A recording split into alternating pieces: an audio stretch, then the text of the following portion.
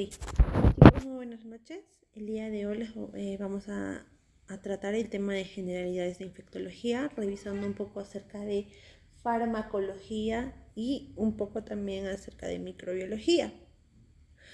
Básicamente el tema de hoy va a tratar de antibióticos, bacterias, antifúngicos y por último vamos a tratar sepsis, que es un tema súper rápido y sencillo. Para empezar, nosotros tenemos que recordar algunas cosas acerca de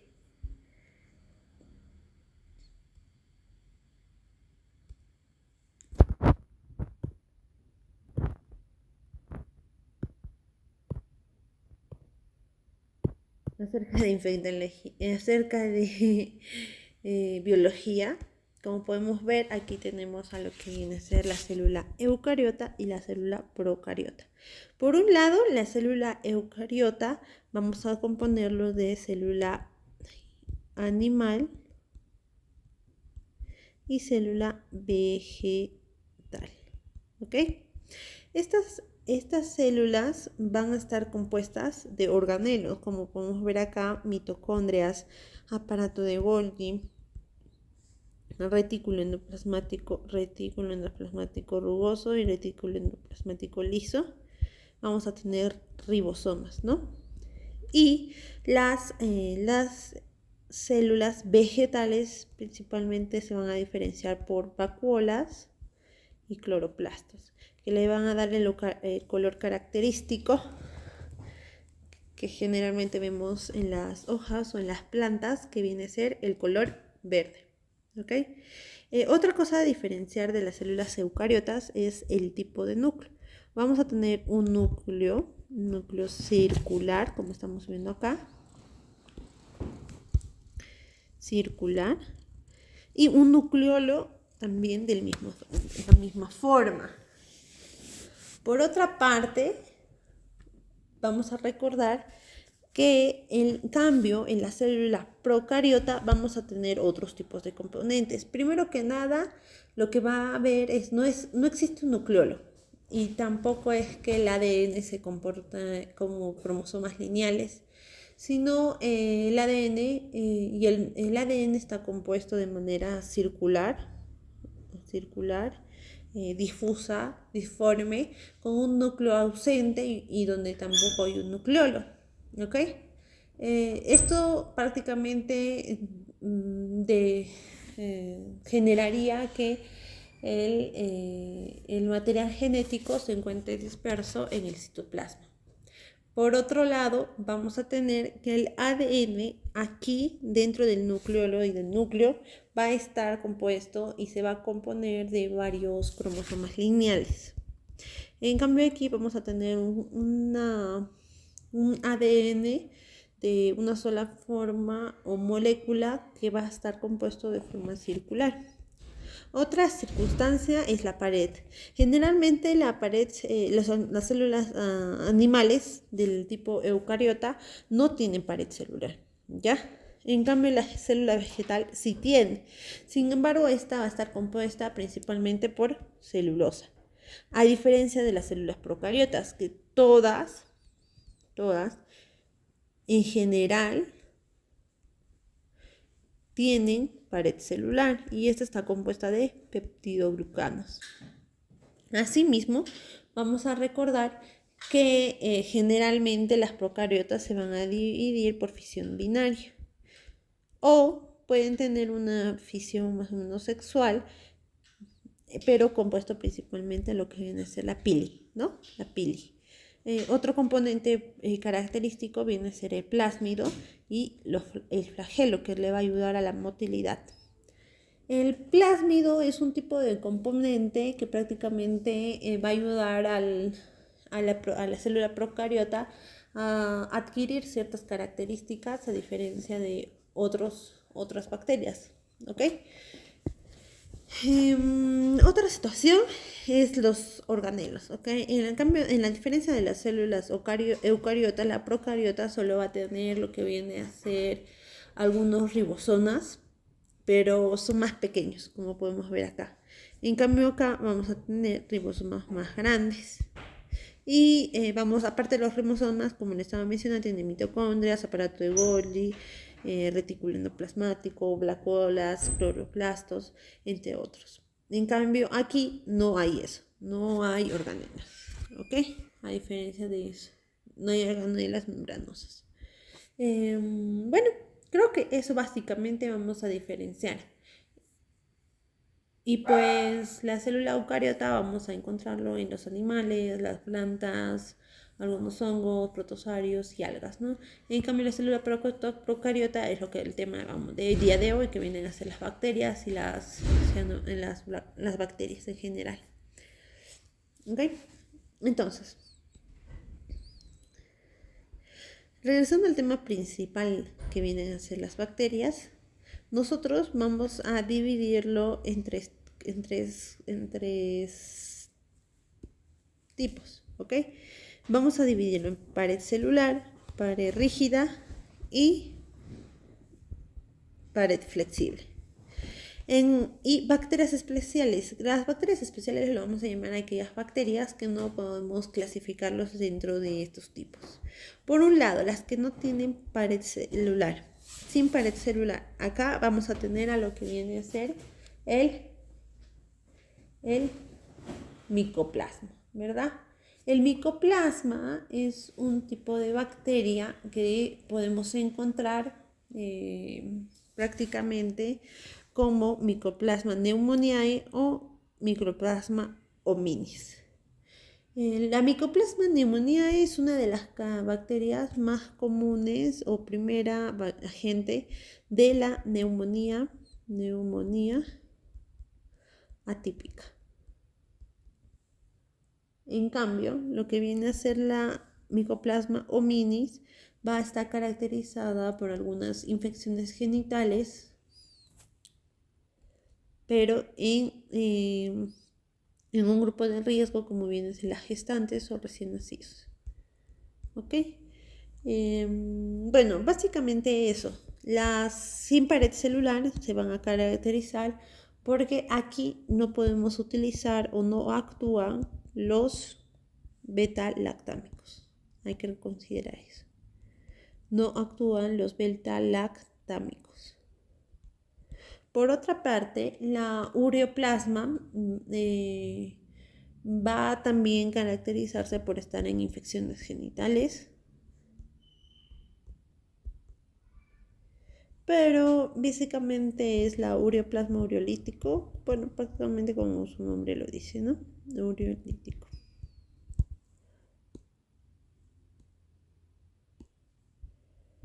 Luego vamos a tener la clasificación más común, que viene a ser los de pared rígida. Y aquí vamos a tener dos, los gram positivos y los gram negativos, que tenemos más abajo. Los gram positivos se van a diferenciar de los gram negativos por el tipo de tinción. Como nosotros recordaremos, los gram positivos se van a teñir de un tipo más o menos azul, ¿verdad? Y esto básicamente porque la pared celular de este tipo de bacterias, de peptidoglucano y todo este tipo de moléculas son más gruesas, ¿ok? Su pared es más gruesa, ya. En cambio, las gram negativas van a ser rosadas, van a teñirse de color rosado y estas van a definirse porque su pared es más delgada, Entonces, empecemos por los gram positivos. Los gram positivos podemos dividirlo en cocos. A ver. Ya.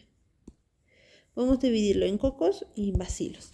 Por un lado, lo que viene a ser cocos, podemos tener catalasa positivo o catalasa negativo, ¿ok? Bueno, nosotros vamos a recordar que cuando podemos poner microbiología, más que nada en la práctica, añadimos cierto tipo de sustancias que nos permiten determinar dos cosas. Uno es la catalasa y el segundo es la coagulasa. Cuando la catalasa es positivo, vamos a encontrar que son los estafilococos. Los estafilococos es donde vamos a utilizar coagulasa positivo o coagulasa negativo. En caso de que sea coagulasa positivo, vamos a tener a los aéreos o al estafilococo aéreo. En caso de que sea coagulasa negativo, vamos a tener la epidermidis y los saprofíticos. Por un lado, el estafilococcus aureus es muy conocido, principalmente en infecciones de piel, ¿ya? Porque recordaremos que el estafilococo aureus es una de las bacterias que vamos a encontrar precisamente en esta.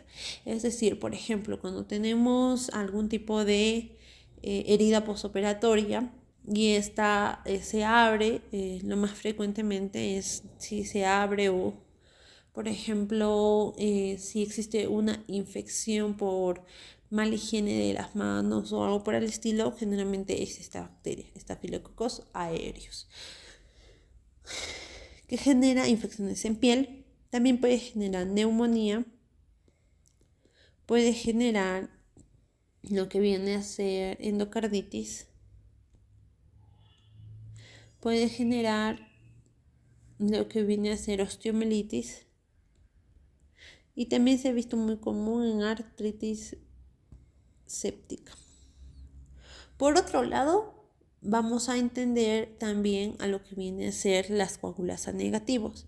Estas van a ser prácticamente dos. Las más comunes vienen a ser la epidermidis y las saprofíticos. La epidermidis va a ser muy relacionado a las infecciones que tengan que ver con catéter o dispositivos. ¿Ok?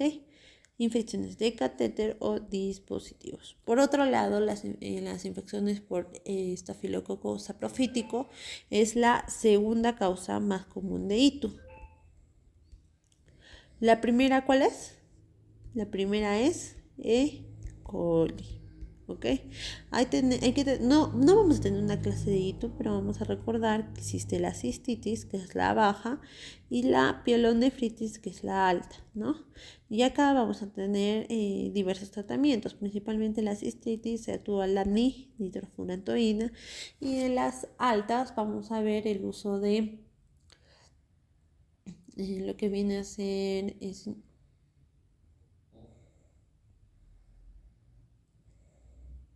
cefalosporinas en primera elección, pero esto es un poco variado, depende de si es ambulatorio o no. Es decir, si tiene tolerancia oral, vamos a empezar con una cefalosporina como la cefalexima, ¿no? Cefalexima. En cambio, si no tiene tolerancia oral, vamos a tener que darle intravenoso. Y esta se empieza con la cefazolina. En segunda elección podríamos considerar a lo que en intravenoso a la ceftriaxona y en segunda elección lo que viene a ser en vía oral cefuroxima. ¿Ok? Pero esto es hablando de hito. ¿Ok? Puede ser alta o baja.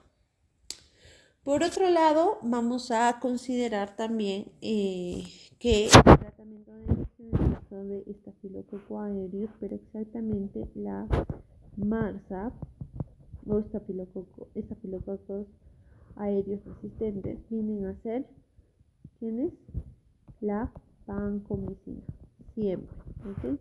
Esto hay que hacerle un énfasis de que es siempre vancomicina.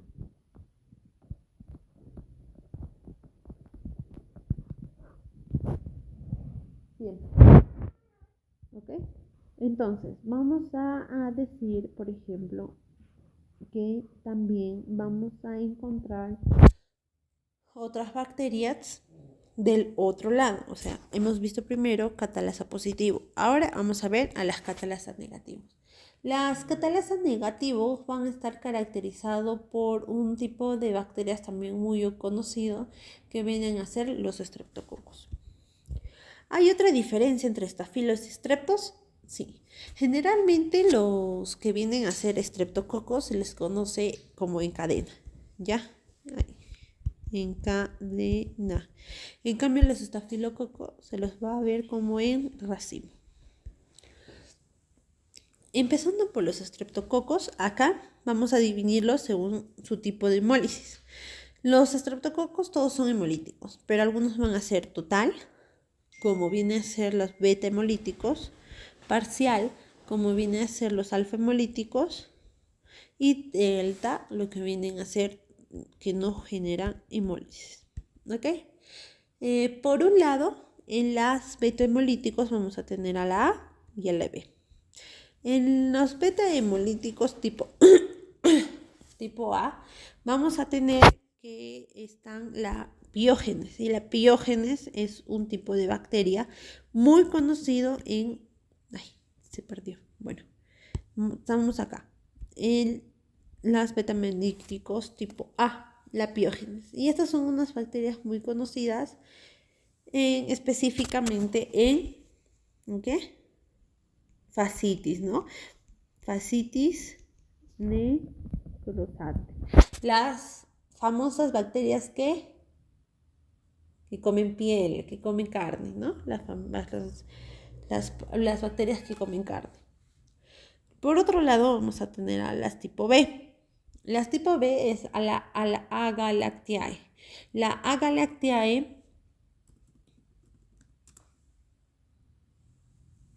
Agalactiae es un tipo de bacteria que lo vamos a encontrar frecuentemente no sé si se acuerda, vamos a encontrarles en infecciones relacionadas ¿cómo decirlo? Infecciones genitales de la mujer, ¿ya? O sea, infecciones genitales de la mujer, así como sepsis neonatal, y también vamos a encontrarla en lo que viene a ser endometritis puerperal. Asimismo, vamos a considerar a la beta hemolítico del grupo B como primera elección en infecciones, por ejemplo, como la artritis séptica,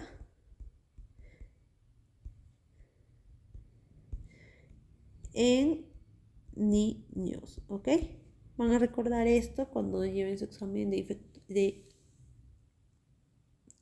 clínica quirúrgica, específicamente de traumatología. Otras infecciones que pueden dar, por ejemplo, en la beta hemolítico tipo A, en la piógenes, aparte de la fascitis necrotizante, que es la más conocida, pueden ser la faringitis, celulitis y impétigo, ¿no? Por otro lado, también puede generarnos lo que viene a ser glomerulonefritis, ¿ok? En caso de la beta hemolítico tipo B o Agalactiae, como les mencionaba, está relacionada a sepsis neonatal y artritis séptica en niños, ¿ok? Sepsis neonatal. Vamos a pasar a lo que vienen a ser las alfa-hemolíticos, o sea, las parciales. Serán totales. ¿Qué quiere decir esto? Por ejemplo, que ese tipo de bacterias van a generar una hemólisis total en todo, que involucra todo el citoplasma, toda la membrana, todo el celular. En cambio, esta es parcial, solo involucra parte. Es como que en esta es toda y en acá va a ser un cachito, por así decirlo. ¿Ya? Algo así.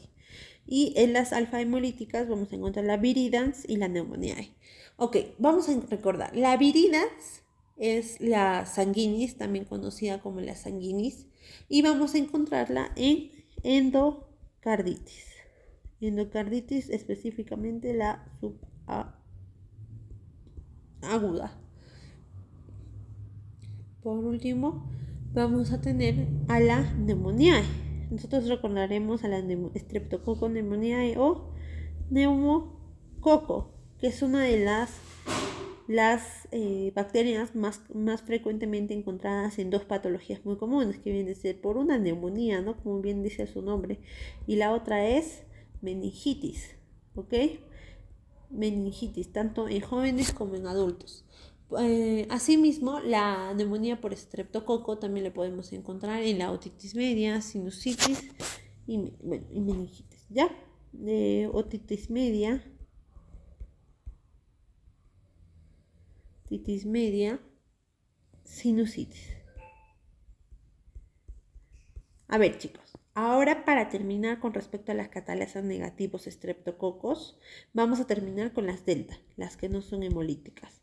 Estas van a ser la enterococo y la no enterococo. La enterococo, ¿quién va a ser? ¿Quién? No sé si se acuerdan de la faecalis, ¿no? De fecal, podrían recordarlo más o menos, faecalis. Esta, vamos a cambiar de colorcito. Esta bacteria va a estar muy relacionada a lo que vienen a ser itus y endocarditis, ¿ok? También se relaciona a endocarditis. Y la bovis, que también se relaciona con endocarditis. Entonces, ¿cuál es la diferencia de esta y esta endocarditis? Bueno, por un lado, la Enterococcus faecalis, vamos a encontrarlas en endocarditis relacionados o que han tenido un punto de origen de una ITU. En cambio, en cuestiones de por ejemplo, la bovis, vamos a tener que están relacionados en ancianos, específicamente en cáncer de colon. Okay. Ahora, de las gram positivas, vamos a pasar a los bacilos. Cocos, como bien pueden ver acá sus imágenes, como coquitos, y bacilos como bastones, ¿no? Ya. Los bacilos vamos a tener no formadoras de esporas y formadoras de esporas. En caso de las no formadoras de esporas, vamos a tener ¿a quiénes? A los anaerobios, ¿ya? Los anaerobios, ¿qué quiere decir? Que no utilizan oxígeno.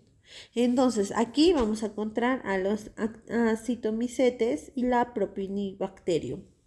En caso de la actinomycetis, vamos a encontrar que está relacionado más que nada en enfermedades gastrointestinales. Ojo, enfermedades gastrointestinales, ¿como cuáles?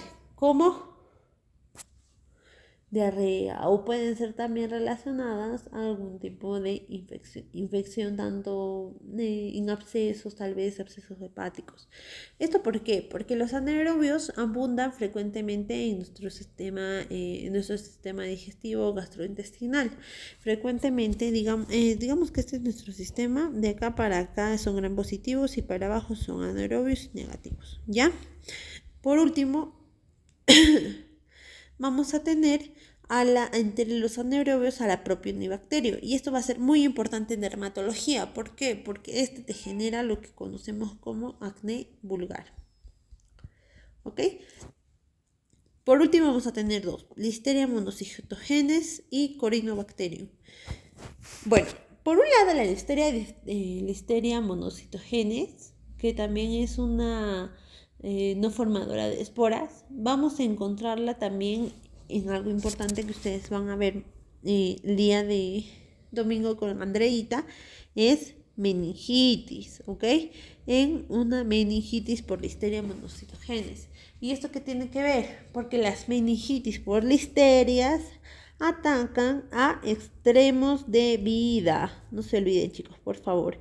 Extremos de vida, ¿qué quiere decir? Bebés ¿y quiénes más? Bebés y ancianos. ¿Ok? En cambio, la Corynebacterium diphtheriae, que también podemos conocerlo como difteria, es uno de los más frecuentes de la difteria 1 y pues el otro puede estar relacionado a meningitis neonatal, ¿ok? Meningitis neonatal, aparte de la difteria. Por último, entre los bacilos formadores de esporas, vamos a recordar a los anaerobios. Entre los anaerobios, ¿quiénes están? ¿Quién es? El Clostridium. Ahí vamos a encontrar a los Clostridium, pero es un formador de espora, ¿ok? Que es un mecanismo de patogenicidad. Entonces, el Clostridium estará dividido, por ejemplo, en Clostridium difficilae, que justo el día vamos a ver en infecciones intestinales, difficilae, que va a generar lo que viene a ser diarreas. Por otro lado, vamos a tener al tetani, que va a generar tétano, o al perfigreens, que va a generar gangrena gaseosa.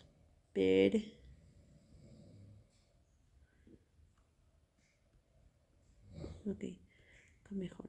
Perfigreens cancrena gaseosa. Por último, en formadores de especies tenemos dos, Bacillus anthracis y nocardia. ¿Ok? Bacillus anthracis y nocardia. Ok, los Bacillus anthracis, o también conocido en aquellos tiempos donde era súper común. ¿Quién es? ¿Quién es? El anthrax, ¿verdad? O también ya denominado como carbunco. Estas infecciones eran muy comunes en los tiempos, ahí años de los 60, 70, ¿no? Que también, que también puede generar lo que viene a ser, bueno, a ver, esta es una bacteria que va a estar expuesta en algún tipo de cadenas, ¿ok? Y va a generar lo que vienen a ser toxinas y estas se van a manifestar en la piel, por lo que puede ser muy letal. Llega un punto en donde el carbunco, que es relacionado a lo que vienen a ser las ovejas, va a generar un tipo de fiebre, disnea, tos seca y una pústula maligna. Esta pústula maligna en aquellos tiempos es lo que le generaba una alteración a nivel fatal, mortal, ¿ok? Actualmente esta no es muy común, ¿ok? No es muy común, pero eso no le quita lo letal. Por último, vamos a encontrar a lo que viene a ser la nocardia. La nocardia es tal y como su nombre lo dice, que genera nocardiosis, ¿ok? Nocardiosis. Ok. A ver, ¿cómo lo borro esto? Ya. Y eso es con respecto a las gram positivos. Ahora vamos a pasar a los gram negativos. Los gram negativos vamos a tener también a cocos, pero acá vamos a tener algo característico, las enterobacterias. Ojo, porque estas son principalmente las relacionadas con las diarreas, ¿ok? No hay que olvidarnos de eso. Las enterobacterias son situaciones microorganismos que van a estar relacionados a ¿quiénes? A las diarreas. Por ejemplo, en el caso de la Escherichia coli o la Salmonella typhi o la Shigella, vamos a tener otro tipo que van a ser las no enterobacterias, o sea, no relacionadas a lo que vienen a ser relacionadas a lo que viene a ser entero viene de digestivo, ¿no? Entonces de ahí, no relacionadas al aparato gastrointestinal. Vamos a empezar con los cocos. Los cocos vamos a encontrar a la Neisseria y a la Moraxella. La Neisseria y la Moraxella no son muy comunes desde su primer nombre. A lo que me refiero es que vamos a recordarlas como Neisseria gonorrhoeae. Ahí está. Ahora sí, más fácil de recordar, ¿no? Gonorrhoeae, que viene a ser característico de quién, de como su nombre dice, la gonorrea. En cambio, la otra Neisseria, que también tal vez solo con Neisseria no lo recordamos, pero con lo otro, con su segundo nombre que viene a ser la meningitides,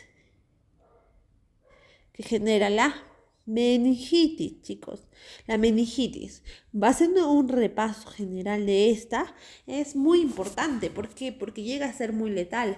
A pesar de que actualmente se encuentran muchas formas de muchas infecciones con respecto a la meningococo, como viene a ser la Neisseria meningitidis, esta llega a ser mortal si se llega a infectar. Hay que tener en consideración eso. De hecho, esta es la que tiene un profilaxis, o sea, se le puede administrar una dosis profiláctica de antibióticos antes, ¿ok? Sí, antes o en caso de que haya tenido un contacto de riesgo. La otra es la moraxella. La moraxella vamos a encontrarla de dos, la lacunata y la catarralis. Catarralis de catarro, la catarro sinusitis, ¿ya? Otro, catarralis de cataratas, ¿ok? catarralis por ejemplo, lo que viene a ser la otitis media aguda, ¿ok? Otitis media aguda. Otro, eso sí, disculpa, no es de la catarata, era de la lacunata. La lacunata, ahí sí es lo que vamos a encontrar, lo que viene a ser una conjuntivitis, ¿ok? Acá sí, en la lacunata. En la catarralis solo sinusitis o otitis media aguda. En cambio, en la lacunata, conjuntivitis, ¿ok? No olvidarnos de eso. Luego, en segundo lugar, una división de los cocos van a ser los no formadores de espermas, o también llamados no fermentadores, que van a ser bacterias aeróbicas no esporuladas, que no son frecuentes, pero sí lo importante de estas es que son oportunistas, ¿ok? Son oportunistas. ¿Qué quiere decir esto? Que por ejemplo la Cinetobacter, que la más conocida es como la Cinetobacter baumannii, va a estar relacionada a infecciones nosocomiales. Por ejemplo,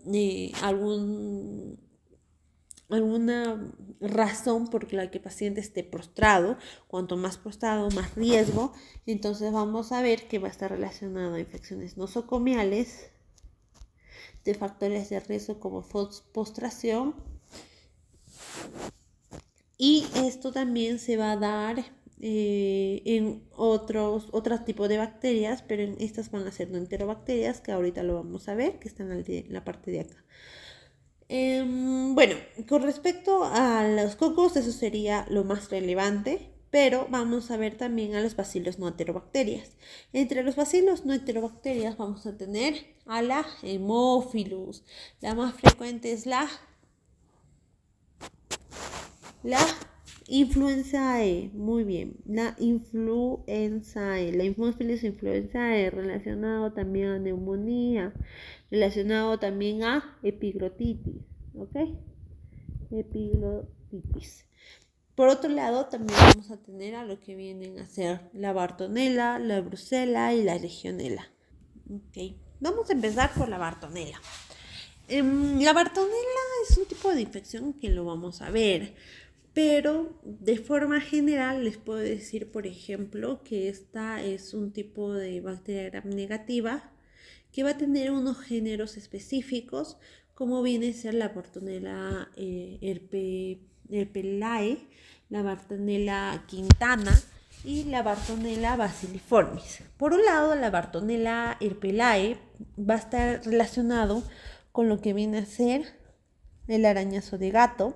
No sé si se recordará que prácticamente se debe por un vector. O sea, este tipo de bacteria va a necesitar sí o sí un vector, ¿ok? Como la pulga y un reservorio como el gato. Y van a generar una infección de los ganglios linfáticos. Por otro lado, la Bartonella quintana va a generar lo que viene a ser la fiebre de las trincheras. No sé si habrán escuchado. La fiebre de las trincheras relacionadas a una enfermedad febril aguda, prácticamente relacionada a la mala higiene por el piojo, ¿ya? Por el piojo. Por último, la Bartonella basiliformis, y esta sí vamos a verla muy, muy bien, ya que es una de las clases. Esta es la enfermedad de Carrión, fiebre de la oroya, o también conocida como verrúa peruana. Muy bien, y esta vamos a relacionarlas con un vector prácticamente el mosquito. Esta es un mosquito también llamado Lutzomia. Es prácticamente oriunda de acá del Perú y pues básicamente ustedes la recordarán. ¿Por qué? ¿Por qué se llama del Carrión? Por Daniel Alcides Carrión, ¿no? Que se inoculó esta bacteria y pudo saber más o menos cuál es el proceso, las manifestaciones o cómo se desarrolla en carne propia esta enfermedad. Podemos tener dos tipos de manifestaciones. Las manifestaciones de la Bartonella basiliformis o enfermedad de Carrión, fiebre de la oroya, va a tener. Antes se dividía entre fiebre de la oroya y verruga peruana. Fiebre de la oroya, en donde solo el paciente tiene ciertos síntomas generales, como vienen a ser la fiebre, y luego se solidifica profundiza en una verruga, y esta verruga es donde ya podríamos decir que la enfermedad está llegando a una cronicidad. Ambos tipos tienen diferente tipo de presentación y diferente tipo de manejo. Hay que recordar eso. Luego vamos a tener a lo que viene a ser la brucela. La brucela es una enfermedad que va a estar relacionada a lo que viene a ser el ganado, ¿ya? La brucela va a estar relacionada a lo que viene a ser el ganado. Esto va a generar malestar general, mialgias, artralgias, también puede generar lo que viene a ser cansancio y malestar general. Generalmente el tratamiento de elección es la doxiciclina, que lo cubre muy bien, y lo vamos a tener a lo que viene a ser la legionela. La legionela también es un tipo relacionada básicamente a lo que viene a ser, por ejemplo, una neumonía, pero una neumonía un poco diferente, con ciertos tipos de fiebre, ciertos tipos de picos de fiebre, ciertos tipos de, por ejemplo, dolor de cabeza, dolor muscular, tal vez síntomas de gripe, fiebre alta. En general, las legionelas, cuando ingresan al cuerpo del ser humano, llegan a ser incluso asintomáticas en la mayoría de los casos. Pero en caso de que esté asintomática, su presentación más que nada es pulmonar, ¿ok? Como una neumonía. Luego vamos a tener a las no formadoras de esporas. Estas son las que nosotros conocemos más frecuentemente como la Pseudomonas aeruginosa. Esta es una bacteria que va a generar enzimas proteolíticas y va a estar muy relacionado con las neumonías intrahospitalarias. Recordemos eso. Entonces, ¿quiénes son los antibióticos que me cubren Pseudomonas aeruginosa? Son dos: los carbapenems y el pipetazo, ¿ya? También se pueden considerar las cefalosporinas de cuarta y quinta generación. Sin embargo, estas no es que se utilicen mucho, no se utilizan mucho. Estas son las más utilizadas, ¿ok? Luego vamos a tener a las enterobacterias, que como les mencionaba, están muy relacionadas a lo que viene a ser diarreas, enfermedades gastrointestinales. De cabeza va a entrar la Escherichia coli. ¿Quién es la Escherichia coli? La Escherichia coli es un tipo de bacteria relacionada como la primera causa de ITU. Vamos a recordarnos de eso. Después viene lo que tenemos viene a ser la Proteus. La Proteus es un tipo de bacteria que prácticamente itus, ¿ok? También está relacionado mucho a itus y también algunas infecciones respiratorias, o también a la bacteriemia. Esta va a presentar, por ejemplo, en el cuadro de una itus, sensación de ardor al orinar, poliquiuria. Vamos a encontrar también tal vez en algunos casos sangre. El diagnóstico prácticamente como cualquier itus, urocultivo. Y el tratamiento en cualquier tipo de infección de este tipo podemos encontrar si es sensible o no sensible mediante un antibiograma. Y pues las mayorías de los de este género pueden servir, o bueno, pueden cubrirse con penicilinas, la mayoría, ¿ok? O tal vez algunos antibióticos más activos van a requerir como aminoglucósidos o cefalosporinas. Bueno, no por último, en tercer lugar tenemos a las enterobacterias, a la Klebsiella, al Citrobacter, bueno, la Salmonella typhi. Entre estas, la Salmonella typhi, por ejemplo, es lo que va a generar la fiebre tifoidea, y vamos a tener en casos severos, por ejemplo, meningitis. Incluso podemos tener complicaciones como hemorragias digestivas, patomegalia. Podremos tener una alteración en las plaquetas o en los leucocitos en general. Asimismo, podemos tener que, si no se trata bien, puede generar que siempre en las heces de positivo para salmonella. ¿Ok?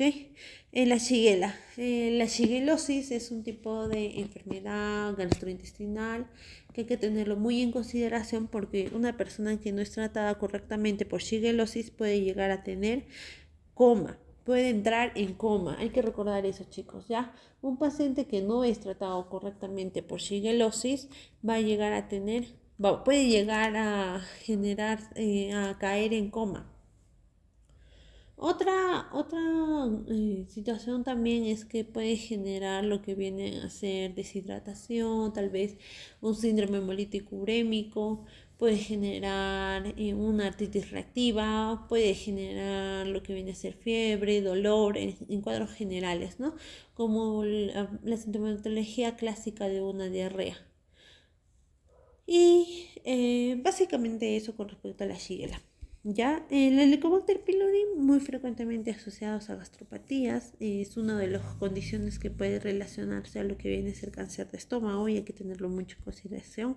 O, por ejemplo, lo que viene a ser relacionados también con la enfermedad alérgica, ¿no? La enfermedad por reflujo intestinal. Luego vamos a tener aquí Campylobacter jejuni. Este hay que recordarlo porque básicamente también está relacionada a las disenterías.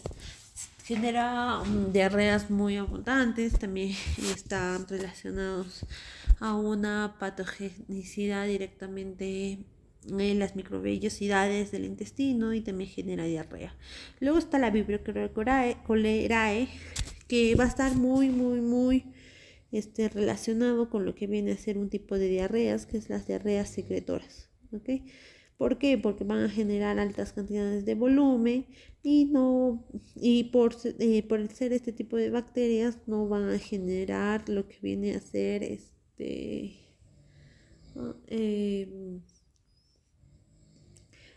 no va a generar no va a cesar con lo que viene a ser ayuno, ¿ok? No cesa con ayuno.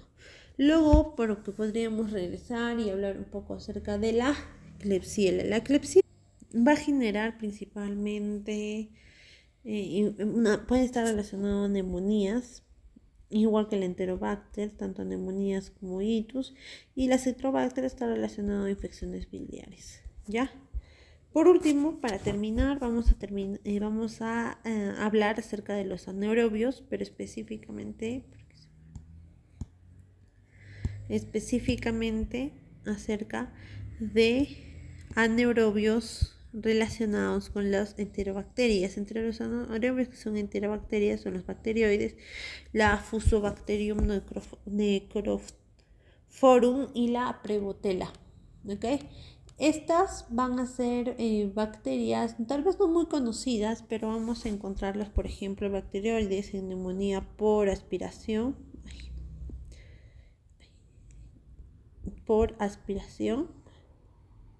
Y la Fusobacterium o Necrophorum vamos a encontrarla en la trombosis de la vena yugular interna.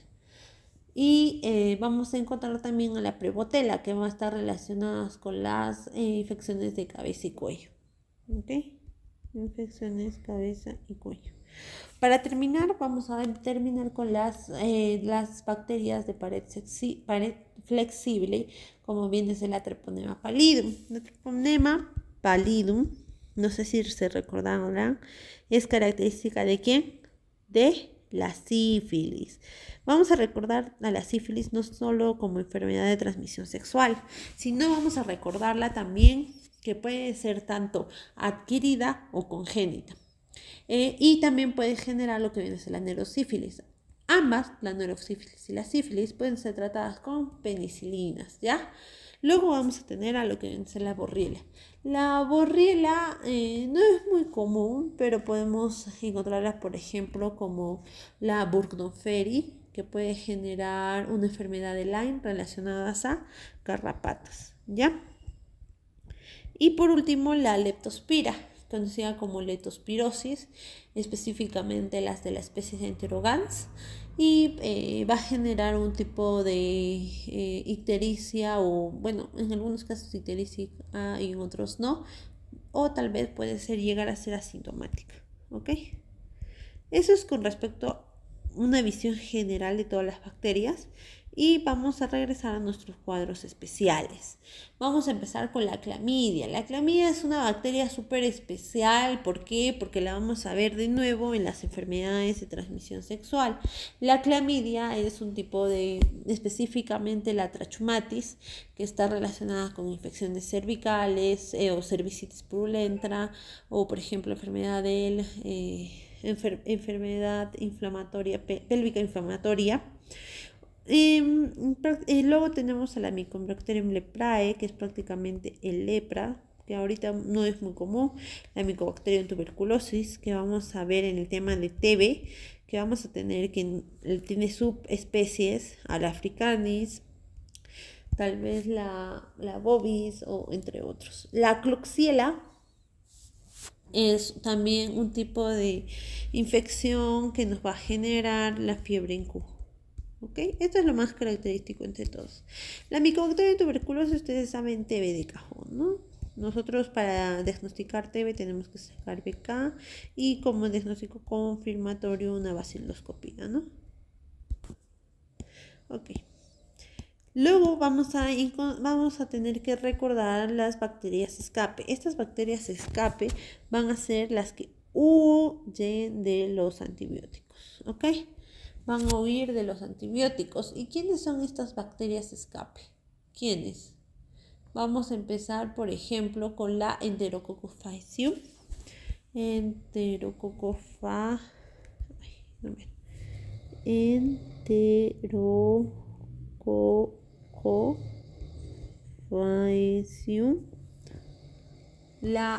Staphylococcus aureus, el Clostridium difficilae, el Clostridium difficilae, la Acinetobacter baumannii, Pseudomonas aeruginosa y las enterobacterias, ¿ok? Entonces hay que recordar a estas porque estas huyen de los antibióticos, entonces va a ser muy difícil su manejo. Luego, por último, vamos a tener, bueno, no por último, penúltimo, vamos a tener a los antibióticos. Los antibióticos vamos a recordarlos específicamente por el mecanismo de acción que genera. Primero vamos a tener a los de la pared celular. A ver, vamos a cambiar de colorcito. A los de la pared celular. Inhiben la pared celular. ¿Quiénes son? Los beta-lactámicos, los glucopéptidos, ¿verdad? Glucopéptidos y la fosfomicina. Fosfomicina. Entre los betalactámicos vamos a hacer una énfasis. Vamos a tener las penicilinas, los carbapenémicos, las cefalosporinas y los monobactámicos. ¿Ok? Entre las penicilinas, ¿quiénes son las más relevantes entre las penicilinas? Las penicilinas, por ejemplo, nosotros podemos encontrar las sintéticas, ¿no? Por ejemplo, vamos a tener algunos tipos, las que van a ser las resistentes a beta-lactamasas, como viene a ser, por ejemplo, la oxacilina, o la dicloxacilina, o la cloxacilina. ¿Ok? La oxacilina, dicloxacilina y cloxacilina van a ser resistentes a beta-lactamasas, es decir, que no requieren de otro antibiótico, no necesitan otro antibiótico. Las demás sí van a requerir, y esas vamos a tener dos, las de espectro ampliado y las antipseudomónicas. Las antipseudomónicas vamos a tener dos muy muy importantes, una que es conocida como pipetazo, y la otra que vamos a conocerla como ticarcilina, ¿ok? Ticarcilina. El pipetazo, también conocido como piperacilina tazobactam, porque siempre van a estar unidos, son como novios, ¿ya? Acá hay amor. Entonces, siempre van a estar juntos. ¿Y quién es su novia, su novio de la ticarcilina? El ácido clavulánico, ¿ok? Siempre juntos, siempre juntos. El ácido clavulánico. Y estos necesitan otro antibiótico porque si no tienen este antibiótico van a ser sensibles a las betalactamasas y por ende no van a surtir efecto. Por las de espectro amplio, aquí vamos a tener a las que conocemos, a las que utilizamos, por ejemplo, la NAC, como la amoxicilina con ácido clavulánico, ¿no? En el tratamiento ambulatorio.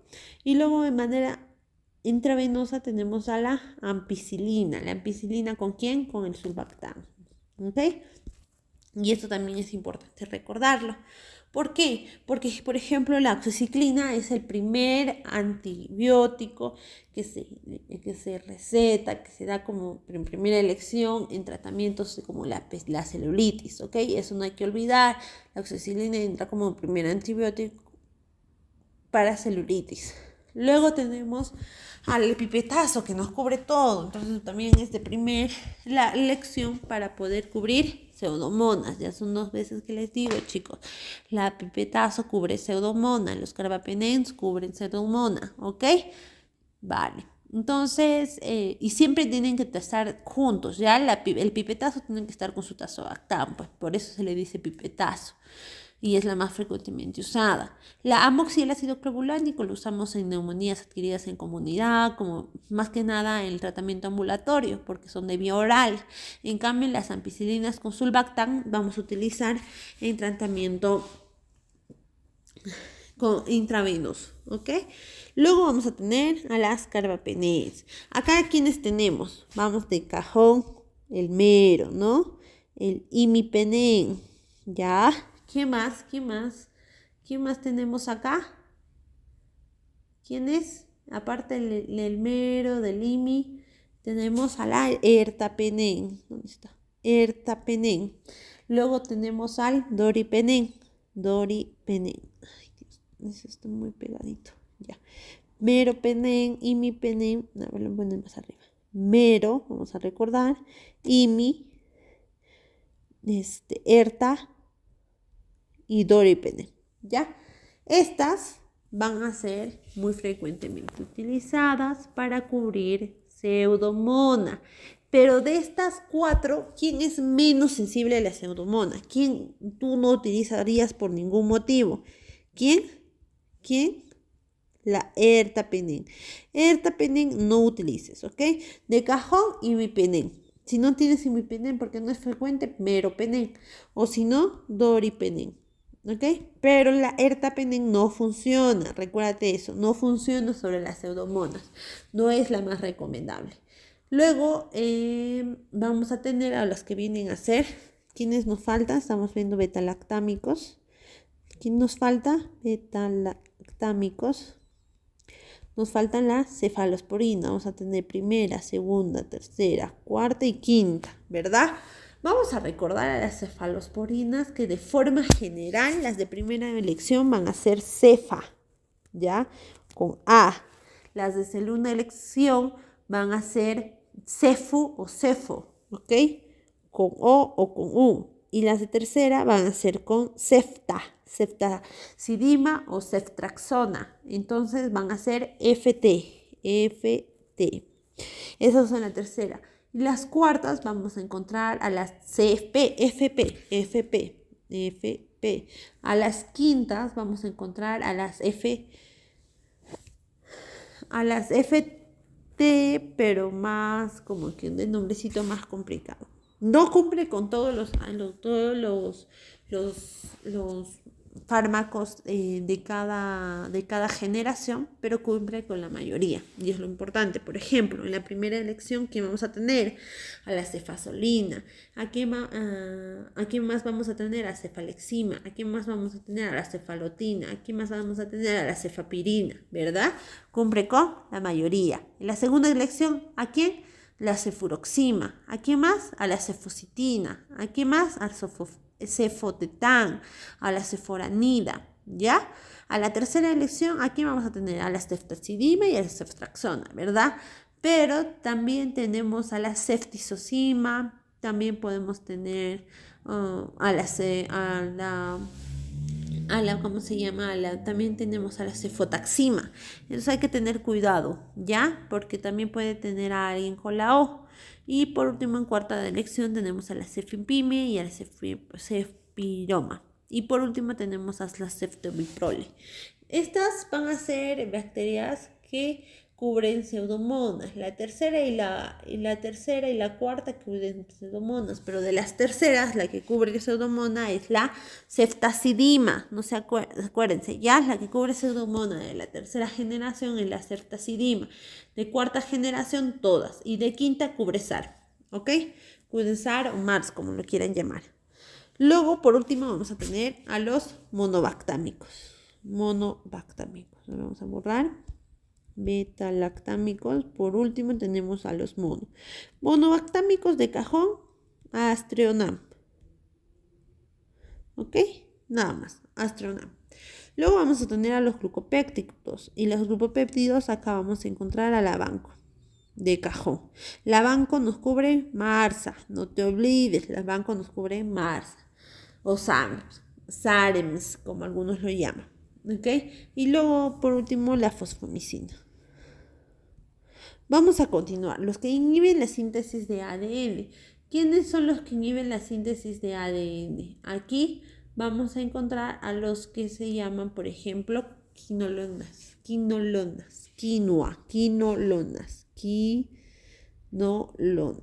Aquí vamos a encontrar al metronidazol. El metronidazol que cubre anaerobios, ¿ya? Las quinolonas, ¿a qué nos sirven frecuentemente? No se olvide. Síntesis de ARN, de rifampicina. Inhiben síntesis de ARN como la rifampicina. Luego tenemos a los que inhiben síntesis de proteína de 50S. Del 50S tenemos 4. Son los macrólidos, el linezolid, la clindamicina y la lefamulina. Y de 30S, ¿a quién tenemos? ¿Quién nos falta? ¿Quién nos falta de uno de los más conocidos? Aminoglucósidos. Aquí, ¿quién está? La genta, ¿no? Aquí está la genta. Luego vamos a tener también a las tetraciclinas. No hay que olvidarnos de eso, de las tetraciclinas. Por último, pero no menos importante, vamos a tener a los que actúan sobre la membrana externa. Y aquí van a estar las polimixinas. Las polimixinas van a tener de cabeza al colistin. El colistin va a ser un antibiótico que nos va a ayudar a cubrir XDR y MDR, ¿ok?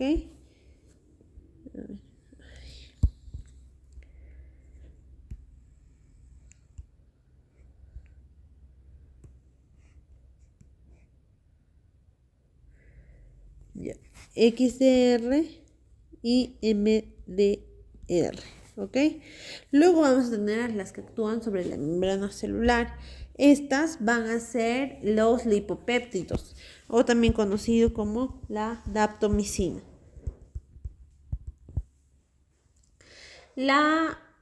Por último vamos a tener al Bactrin, los que inhiben la síntesis del folato. Bactrin, ¿quién es el Bactrin? Trimetopin sulfametoxazol, ¿no? Trimetopin sulfametoxazol, muy importante. El trimetopin, vamos a hacerlo más grande para poder recordar. El trimetopin es muy importante. Trimetopin sulfametoxazol es importante porque lo vamos a dar en pacientes con VIH. Cubre la mayoría de infecciones oportunistas, chicos. La mayoría de infecciones oportunistas. Vamos a continuar con los antibióticos. Ahora vamos a ver un poco más de su espectro. Como les estaba mencionando, vamos a empezar ¿con quiénes? Con los anaerobios. ¿Quiénes cubren anaerobios? Solo hay uno, solo hay un puntito. ¿Quién? ¿Quién cubre anaerobios? Ya les mencioné. ¿Quién? El metronidazol. ¿Ok? Metronidazol de cajón para cubrir anaerobios. Cubren gram positivos con anaerobios. La clindamicina, no se olvide. Y solo gram positivos. ¿Quién es un gran positivo importante? El estafilococo aureus, ¿no? Y si son resistentes, ¿quién te cubre? Acá, la banco, no te olvides. Si es un glucopéptido, o sea, inhibe pared, no te olvides. Luego vamos a tener a la daptomicina.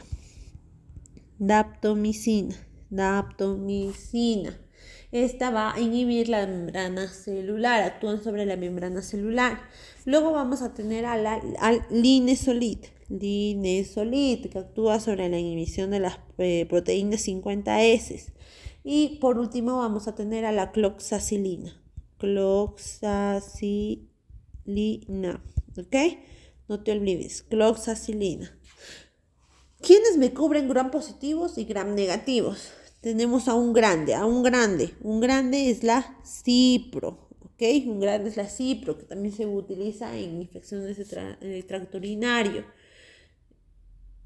Más que nada altas, infecciones del itus altas, ¿ok? Luego tenemos las aminoglucósidos.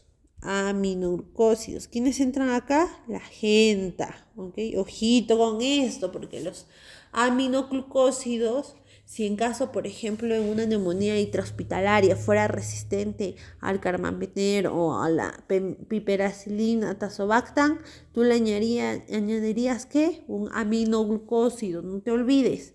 Luego tenemos a otro betalactámico importante que se divide en generaciones. ¿Quién es? Las cefas, ¿no? Las cefalosporinas. Luego vamos a tener al amoxi con ácido clavulánico, amoxi más ácido clavulánico. Vamos a tener a los carbapenems. Vamos a tener a la tireciclina, al pipetazo y al moxifloxacina. Entre las gram negativas vamos a tener dos importantes. Uno es un monobactámico, no te olvides, y el otro es una polimixima. ¿Ok? ¿Quién? La colistin. ¿Quién es un monobactámico? El astronam. Okay. Importantísimo, chicos, por favor. Vamos a continuar con los antibióticos. Ahora, ya casi estamos en la mitad, no te canses. Estamos hablando de las clasificaciones, pero vamos a dividirlas según la farmacocinética, la farmacodinamia y el PKPD. ¿Ok? Empecemos con la farmacocinética, ¿ya? A ver, vamos a agrandarlo acá. Vamos a hacerlo grande. Ya, chicos. Hidrofílicos, hidroagua, es decir, se elimina por riñón. Lipograsa, se elimina por hígado. ¿Ya? Los hidrofílicos van a ser los que inhiben pared. ¿Quiénes inhiben pared? Beta, lactámicos. ¿Quién más? Glucopéptidos. ¿Quién más? La fosfomicina. Y a esta le tienes que agregar dos más. Uno es los aminoglucósidos y el otro es la fosfomicina.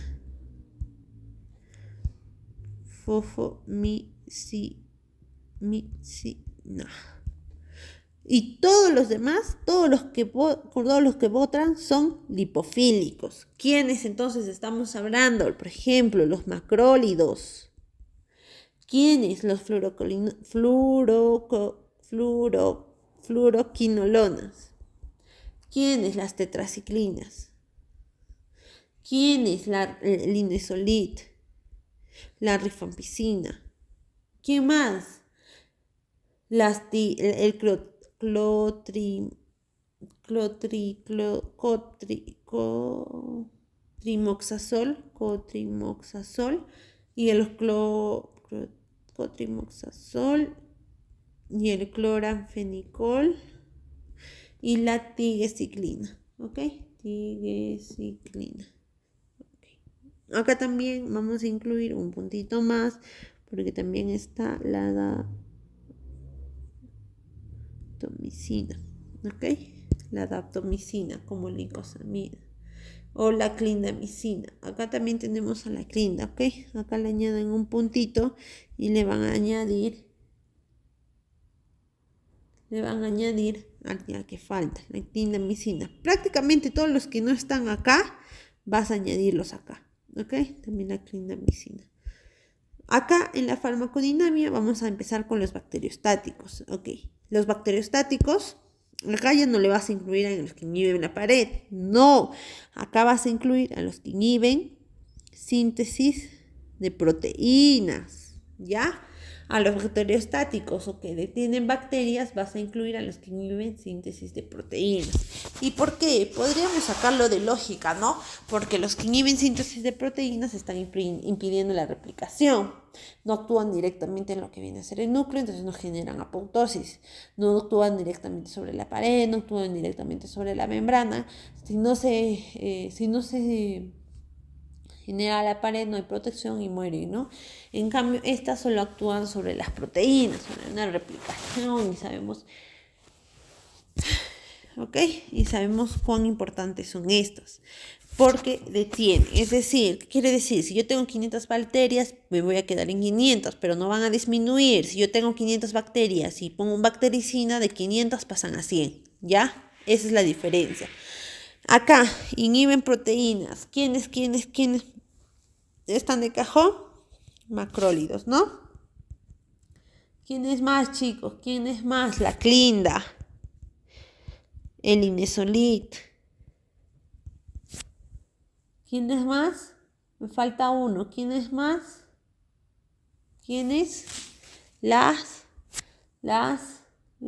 tetraciclinas, ¿ok? No hay que olvidarnos, las tetraciclinas. Yo sé que ustedes se preguntarán, pero faltan los aminoglucósidos. No, chicos, vamos a recordar que los aminoglucósidos tienen un efecto muy fuerte, incluso generan nefrotoxicidad. No son bacteriostáticos, son bactericidas. Los aminoglucósidos son bactericidas. Entonces, a cambio de los aminoglucósidos, en los bacteriostáticos, ¿a quién incluyeron? A la tigecyclina. Entonces, las dos T's están aquí, ¿ya? Tigecyclina. Entre los bactericidas, ¿quiénes más están? Los betalactámicos, por ejemplo. Está la rifampicina. Todos los demás, ¿ya? Todos los demás están como bactericidas. Rifampicina, quinolonas, trimetropinsulfametoxazol, está el metronidazol, está la daptomicina, está la vancomicina, entre otros, ¿ya? Recordarse, todo lo que no es bacteriostático es bactericida. ¿Y quiénes son bacteriostáticos? Los que inhiben síntesis de proteína, excepto el más fuerte. ¿Quién es el más fuerte? Los aminoglucósidos, la gentamicina, la que produce nefrotoxicidad. Le das, tu riñón se muere. Ya, esa no está incluido. ¿Por qué? Porque es fuerte, es muy fuerte. ¿Quiénes son los que quedan? Los macrólidos, la clindamicina, el inesolite y las tetraciclinas. ¿Y quién entra en cambio del aminoglucósido? ¿Quién? Las tigecyclinas, la otra T. ¿Ok? Queda, chicos. Entonces vamos a pasar a lo que viene a ser el PKPD. El PKPD vamos a relacionarnos con una relación entre la farmacocinética y la farmacodinamia y vamos a dividirlo en aquellos que son tiempo dependiente, concentración dependiente y ambos. ¿Qué quiere decir esto? Que tiempo dependiente, más tiempo, más efecto. ¿Ya? Más tiempo, más efecto. Más concentración, más efecto. Es decir, acá le das por más tiempo. Acá le das en altas dosis. Y acá ambos, ¿ok? Ambos. Puede ser cualquiera de los dos, no hay inconveniente. ¿Quiénes son? Tiempo dependiente. Acá, de cajón, ¿quién me vas a poner? ¿Quién? Uno por uno. Está incluido tus beta-lactámicos. ¿Quiénes entran? Las penicilinas. ¿Quiénes entran? Los monobactámicos. ¿Quiénes entran? Los carbapenens y las cefalosporinas, ¿no? ¿Quiénes? Entonces me sobraría dos espacios. ¿Quiénes serán? Uno inhibe pared, pero es bacteriostático. ¿Qué estoy hablando? Un inhibe síntesis de proteínas y es bacteriostático. ¿Quién es? Los macrólidos. Los macrólidos inhiben síntesis de proteínas y son bacteriostáticos. Luego está el trimetoprim sulfamethoxazol. ¿Ya? Luego vamos a atender a la concentración dependiente. ¿Y quiénes estarán acá? Acá vamos a incluir a los aminoglucósidos, serán altas dosis que llegan a ser nefrotóxicos, recuérdense, las quinolonas que actúan en TB, entonces tienen que darse a altas dosis también, y el metronidazol que está luchando contra los anaerobios, entonces también tienen que ser altas dosis, ¿ya? Para terminar, ¿quiénes son ambos? Los que quedan. Pues, ¿quiénes quedan? La vancomicina, otro inhibidor de pared, vancomicina, las tetraciclinas, la daptomicina, ¿qué más? La acitromicina, ¿qué más? La tigecyclina, ¿qué más? El linezolid,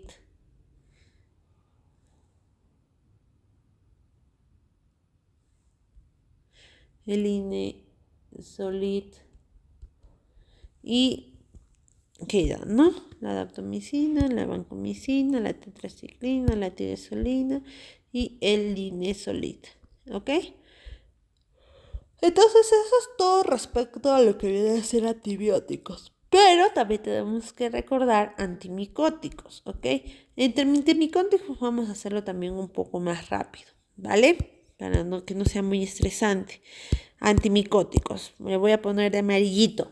Tiempo dependiente. ¿Quién será tiempo dependiente? Vamos a recordar los antimicóticos que son generalmente, por ejemplo, la anfotericina B, la fluorocitocina, los azoles como el fluconazol, el voriconazol, las equinocándidas. Acá, de cajón, tiempo dependiente. ¿Quién es? La fluorocitocina. Todas las demás, concentración dependiente. ¿De quiénes hablo? De los azoles. ¿De quiénes hablo? De los polienos. ¿Ok? ¿De quiénes hablo? De las equinocándidas.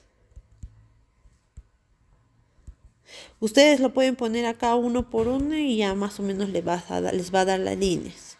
Luego, la farmacodinámica. Fungiestático. ¿Quién será fungiestático? Fluconazol e itraconazol. Recordar, a dosis altas estas se vuelven fungicidas. A dosis altas estas se vuelven fungicisas. Son concentración dependiente, entonces a dosis altas se vuelven fungicidas. ¿Quiénes están entonces como fungicisas solas? ¿Quiénes?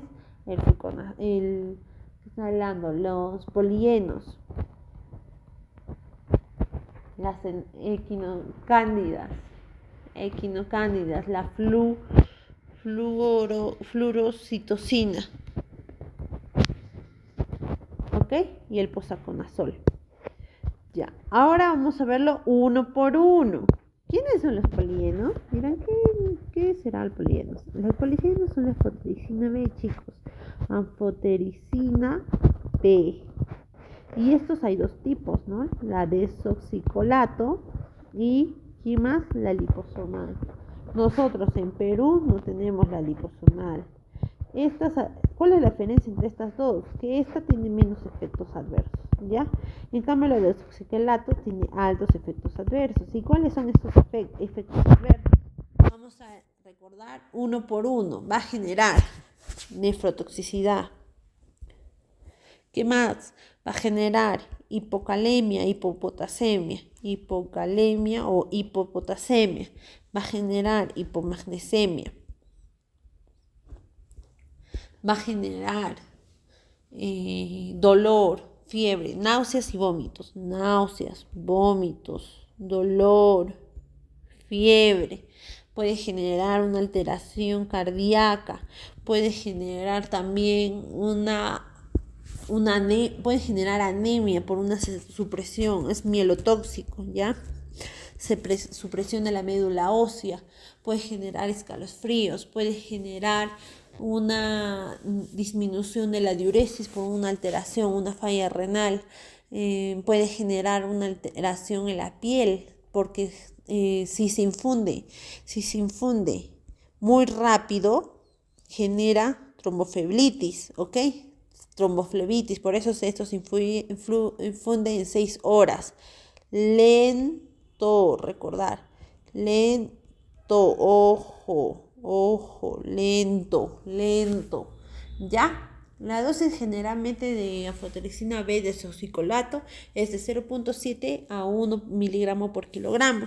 Y las indicaciones son que cubre histoplasmosis, la diseminada, mucorplasmosis, mucormicosis y micosis crónicas. ¿Ok? Generalmente se puede utilizar la anfotericina B con el fluconazol. ¿Para qué? ¿Para quién utilizaríamos anfotericina B con fluconazol? ¿Para quién? Para la meningitis criptococócica. ¿Quiénes son las meningitis criptococócicas? Vamos a recordar la tinta china de las meningitis, la MEC. La MEC generada por criptococos genera una tinta china positiva, ¿ya? Y en ese caso vamos a dar fluconazol, voy a poner acá otro color, fluconazol más Anfo-B. Ok, entonces, ¿quiénes son estos azoles? ¿Por qué me interesa tanto? ¿Qué es lo que va a importar de los azoles? Los azoles son importantes ya que van a cubrir la mayor cantidad de infecciones por hongos. Las infecciones micóticas van a ser cubiertas por estas. Ya son prácticamente por vía oral en general. También tienen efectos menos tóxicos que el primero que se generó, que viene a ser el cotoconazol, que ya no se da porque es súper tóxico. A cambio de eso se da el fluconazol. El fluconazol es por vía oral, tiene una vida media aproximadamente de 24 horas, tiene un 70% de penetración en el líquido cefalorraquídeo.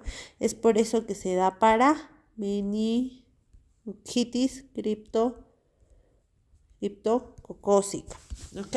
Se da para meningitis criptococócica porque también penetra el líquido cefalorraquídeo. Entonces, como penetra el líquido cefalorraquídeo, igual que la anfotericina B, la anfotericina B también penetra el líquido cefalorraquídeo. Imaginemos que penetra en un 80 y el fluconazol en un 70. Entonces 80 más 80 ya es 100, algo así pasa, ¿ya? No es tal cual estoy diciendo, pero algo así pasa. Es por eso que van de la mano para meningitis criptococócica, ¿ya? Luego podemos tener en consideración que el fluconazol entra de primera elección para candidiasis, chicos, no se olviden, candidiasis, ¿ok? Candidiasis, primera elección para candidiasis en pacientes no neutropénicos. Ojito, no se da en embarazadas, es teratógeno, ¿ya? Es teratógeno, no en embarazadas, ¿ok?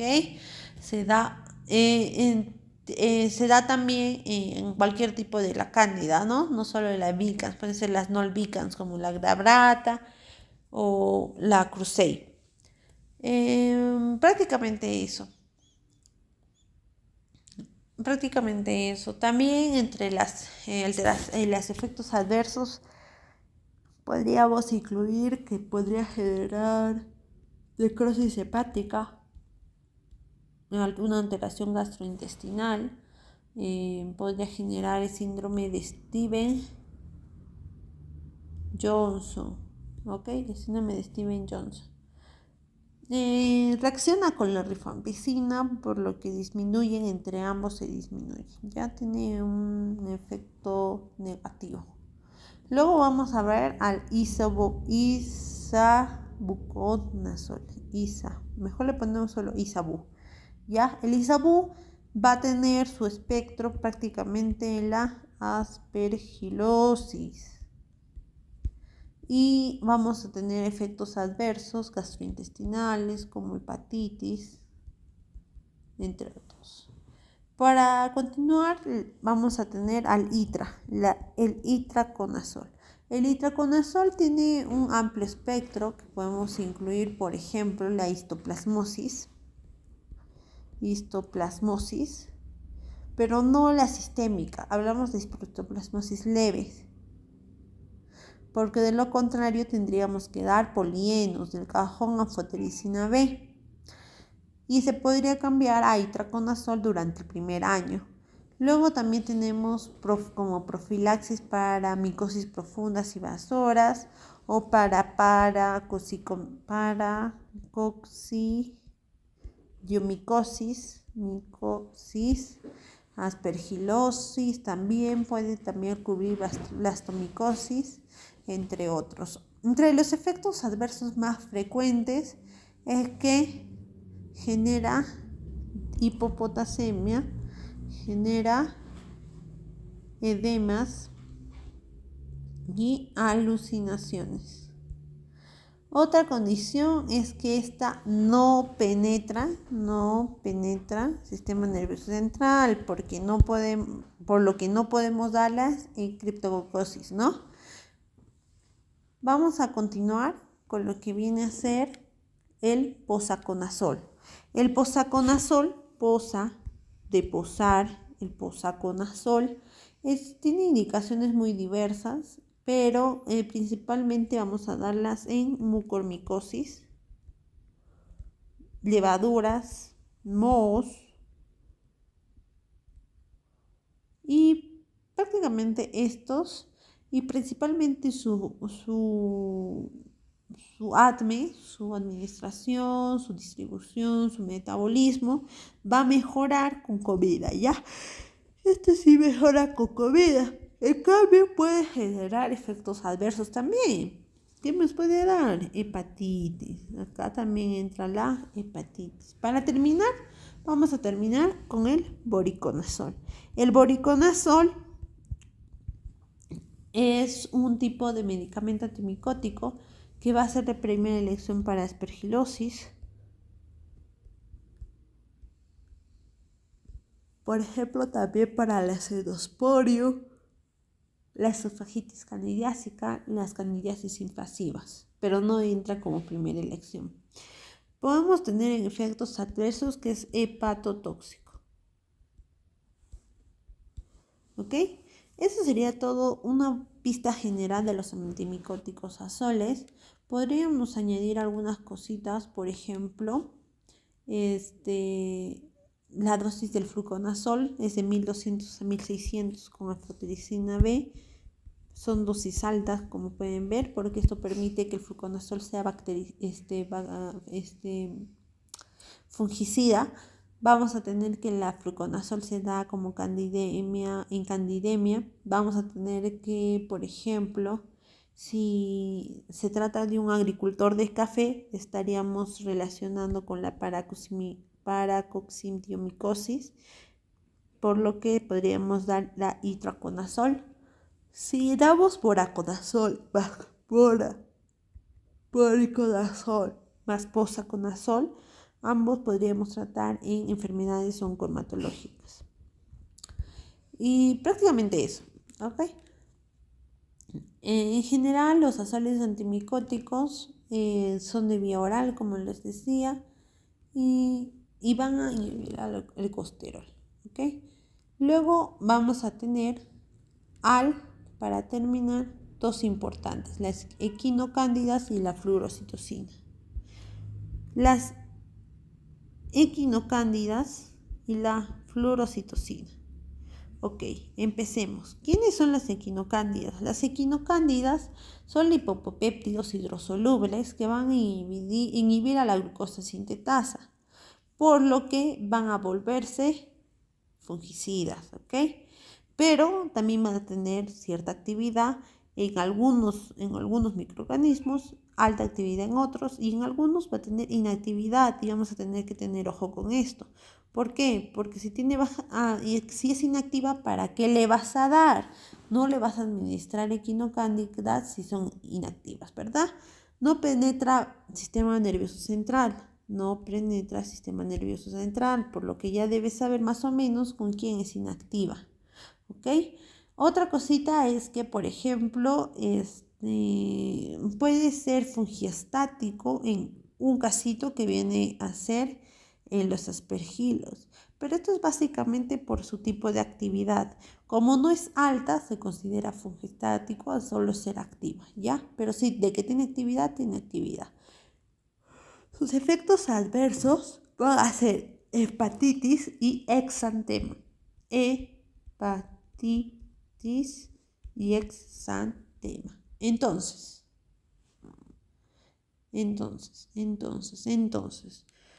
como no penetra el sistema nervioso central, en inactiva, ¿a quién tenemos de cajón? Al criptococo, ¿ok? Porque el criptococo agarra meninges. Entonces, si este no penetra, entonces es inactiva con los criptococos. Otro que podemos considerar son el Zygomycetes fusarium y Trichosporo. Vamos a ir subiendo de nivel. Alguna actividad. Aquí a quién encontramos, al más conocido, al histoplasma. ¿Ok? Al histoplasma.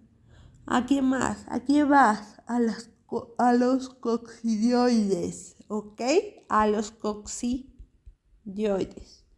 A los blastomices. Blastomices. A los paecilomices y al cestosporium.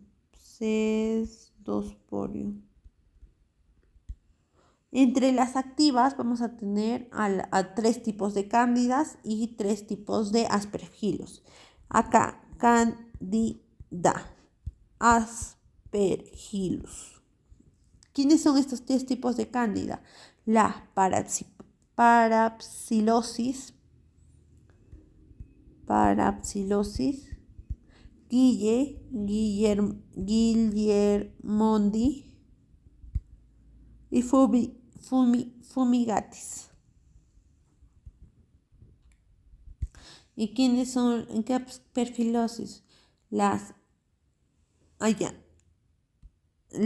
aspergilosis fumigatis es acá y las cándida es la Lusitaneae. Las aspergilosis fumigati y la aspergilosis 2 tipos, flavus y terrus.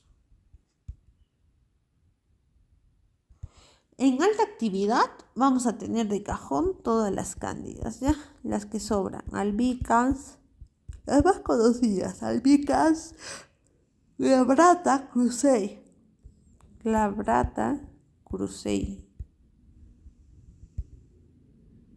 tropicales.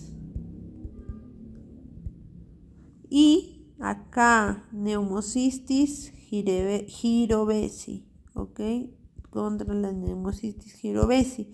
Pero el tratamiento de elección es el trimetoprim sulfametoxazol. No olvidar, la Pneumocystis jirovesi es una neumonía intersticial muy frecuente en pacientes VIH, ¿ok? En las indicaciones no puede entrar ningún sistema nervioso central y aquí le vamos a añadir tampoco de ojos, ¿ok? A estos que se les da fluconazol. Entre las indicaciones prácticamente vamos a encontrar a las cándidas, albicans, glabrata, crucei, tropicales y la neumonía por girovesi.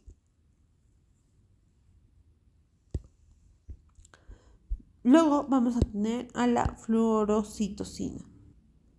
La fluorocitosina es, ¿cómo decirlo? Esta es un medicamento antifúngico, antimicótico, que va a estar relacionado directamente con el núcleo de las bacterias, el nucleoide, ¿no? Entonces va a ser análogo de ácidos nucleicos, por lo que va a ser hidrosoluble y por vía oral. Estos vamos a darle con aumento de resistencia, ¿ok? Con aumento de resistencia, y lo vamos a administrar con anfotericina DB, es decir, solo lo vamos a añadir al que ya teníamos. Podríamos tener otra indicación como candidiasis generalizada o levadura o aspergilosis. Entre los efectos adversos de la fluorocitosina es mielotóxico, hepatotóxico, entre otros. ¿Ok? Luego, y por fin, para poder terminar, llegamos a sepsis, chicos, que este es un tema súper rápido e interesante. Sepsis se los he resumido en puntos básicos, ya que puedan entender sepsis, que viene a ser definición, manejo y tratamiento. Cuando hablamos de definición, sepsis se va a definir como una respuesta alterada del huésped que genera una disfunción orgánica. ¿Ok? Disfunción orgánica. El shock séptico vamos a tener como un riesgo elevado de muerte. Este riesgo elevado de muerte se tiene que caracterizar por dos criterios que sí o sí tiene que cumplir. Uno, que la PAN, o sea, la presión arterial media, sea menos que 65 milímetros de mercurio, aún, o sea, con hidratación o vasopresores, ¿ya? Es decir, que la PAN sea persistente. Una PAN persistente menor a 65 puede ser un indicativo, es un indicativo de shock séptico. Otro, ¿quién más? Otro criterio, ¿quién más? ¿Quién? El lactato, ¿ok? El lactato. ¿Y el lactato cuánto tiene que ser, chicos, para considerar shock séptico? ¿Cuánto debe de ser el lactato? Mayor a 2 mililitros. ¿Okay? Sí o sí tiene que cumplir estos dos criterios para ser shock séptico. Vamos a hablar un poco de la fisiopatología. La fisiopatología del shock séptico, ¿qué nos dice? Nosotros vamos a tener un microorganismo. Este microorganismo puede ser virus, bacteria, parásito, que va a generar o va a entrar a nuestro organismo. ¿Usted? Entró a nuestro organismo. Hicimos match, por así decirlo. Y como hicimos match, es como, por ejemplo, tú conoces a alguien nuevo, ¿no? Este es tu crush, ¿ya? Y ese eres tú. Hicimos match. Como hicimos un match, nuestro crush que genera en nosotros un efecto, ¿no? Entonces nosotros vamos a tener una explosión interna de emociones, una tormenta de emociones, una tormenta de ¿qué? De citocinas. Nos vamos a inflamar de tanta emoción. Entonces, por ejemplo, porque nosotros hicimos match con esto, nos vamos a inflamar. Pero como él era tu crush, tú sientes siempre más que él. Entonces, nuestra reacción va a ser más de lo que en realidad se merece esa persona, ¿ya? A eso se refiere. Nuestra reacción va a ser más de lo que se merece esa persona. Entonces, vamos a tener reacciones inflamatorias y no inflamatorias contra este pequeño bichito, que puede ser virus, bacterias o parásitos. Después de eso, nosotros vamos a pasar a una segunda fase.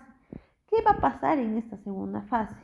En esta segunda fase, nosotros vamos a encontrar que cuanto más tiempo pasemos con nuestro bichito, nuestro crush, nuestro pequeño bichito, más tiempo, más inflamación vamos a generar, porque estamos pasando más tiempo con él, lo estamos conociendo y decimos, qué guapo que es. Entonces nosotros vamos a generar más reacciones. Pero llega un momento de que nosotros damos tanto, mucho, y nos damos cuenta que nuestro crush o nuestro bichito, acá está nuestro bichito, no da nada. Entonces, como este no da nada, ¿qué va a pasar con nosotros? Nos cansamos, ¿no? Y entonces llega un punto en que vamos a entrar en inmunoparálisis. ¿Y qué quiere decir esto? Que va a empezar a bajar nuestro sistema inflamatorio, ¿ok? Inmunoparálisis. ¿Qué va a pasar con nuestras células? Nuestras células inmunoefectoras, como la CD4, como la CD8, las células dendríticas, van a empezar a disminuir. Entonces vamos a generar, gracias a esto, vamos a pasar por 3 situaciones. Uno con respecto a nuestras células T, otro con nuestro respecto a nuestras TH1 y otro respecto a nuestra inmunodeficiencia adquirida. ¿Ok? Nuestras células T se autolimitan, ¿ya? Nuestras células T se autolimitan, es decir, que cuanto más aumenten, ellas mismas van a decir, no te puedes aumentar mucho, pues disminúyete. Es como que tú seguimos con la teoría del bichito que nos hemos enamorado, ¿ya? Es como cuando tú lo ves y dices, no, pero ¿qué le ves? Pero te sigue gustando, ¿no? Y sigue generando efecto, algo así, ¿ok? Luego vamos a tener citocinas, un aumento de citocinas y por ende un aumento de apoptosis. Luego vamos a tener al TH1. El TH1 va a disminuir porque esto genera un efecto antiinflamatorio, ¿ok? Es como esa amiga que te dice, no, que déjalo, que no es para ti. Genera un efecto antiinflamatorio. Y por último vamos a generar una inmunodeficiencia adquirida, que esto al paso de las horas, al paso del tiempo, que va a generar mortalidad, ojito, va a generar mortalidad. Entonces, mucho quererlo te va a generar la muerte, hay que tener en consideración, ¿ya? Es decir, más tiempo, más falla orgánica, más tiempo le das tu corazón y te mata, ¿ya? Algo así. Más tiempo ya no lo conozcas mejor. Entonces, más tiempo, más falla orgánica. ¿Esto qué te va a generar? Te va a generar una falla celular, te va a generar una falla microcirculatoria, te va a generar una falla mitocondrial, te va a generar una pérdida de la respuesta endotelial, ¿Qué más? Te va a generar un aumento de la permeabilidad vascular, te va a generar un aumento,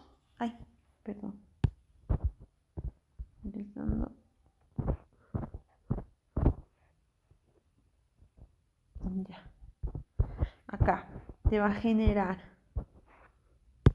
un aumento de la coagulación y esto un aumento de la fibrina, ¿ok? Todo esto, cuanto más aumenta, te lleva a shock.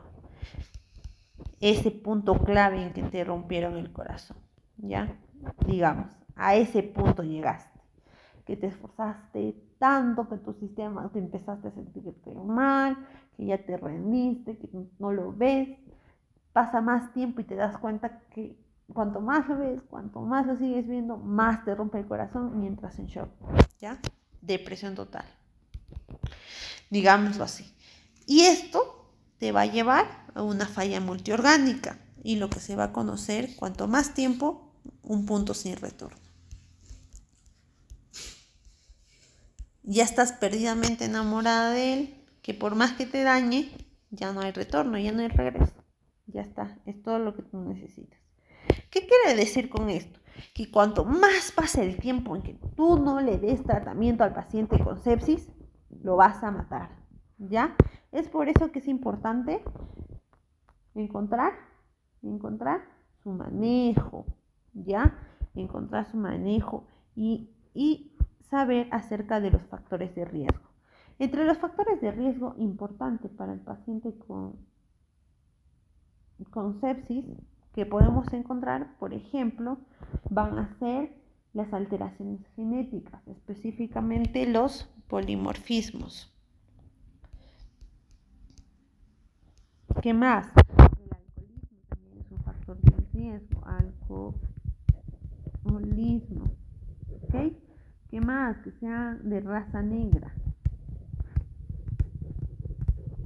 Enfermedades crónicas como el EPOC o la enfermedad renal crónica terminal, que sean límites de edad. Límites de edad que me refiero, ancianos y niños. Luego, ¿qué más? ¿Qué más? ¿Qué más? ¿Qué más? Un nivel de socioeconómico bajo, ¿ya? También está relacionado más con el sexo masculino.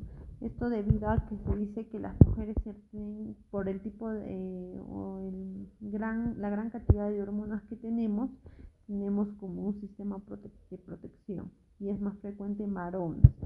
¿Qué otra cosa? También la cirrosis. Algunas estaciones del año, como viene a ser el invierno. También la diabetes, el cáncer y el VIH. El cáncer, pero ¿qué tipo de cáncer? Hematológico. ¿Okay? Hematológico. Entonces, vamos a continuar, como ya para terminar, ya nos falta poco. ¿Qué viene? El cuadro clínico. Ok. Quiero que me entiendan esta parte, ¿ok? Quiero que me entiendan esta parte. Necesito que me entiendan. No existe un score que te diga, tú tienes sepsis, ¿ok? Todos los scores, lo único que son screenings. No son diagnósticos, recuerden, no son diagnósticos. ¿Qué quiero decir con esto? Que te van a acercar a una probabilidad de que el paciente tenga sepsis. Pero no es que sí o sí, tú por ejemplo, sacas mayor a 2 puntos en el QSOFA. ¿Ya tienes sepsis diagnóstico definitivo? No, no es un gol estándar, no es una recomendación. Entonces, ninguna escala es recomendable. Recuerden esto, ninguna escala es recomendable. ¿Ya? Entonces, dado aclarado esto, ¿qué te dice la guía? No te recomendamos ninguna, pero puedes usar estas. ¿Y cuál es de cajón la que sí o sí siempre tienes que usar? La NEWS.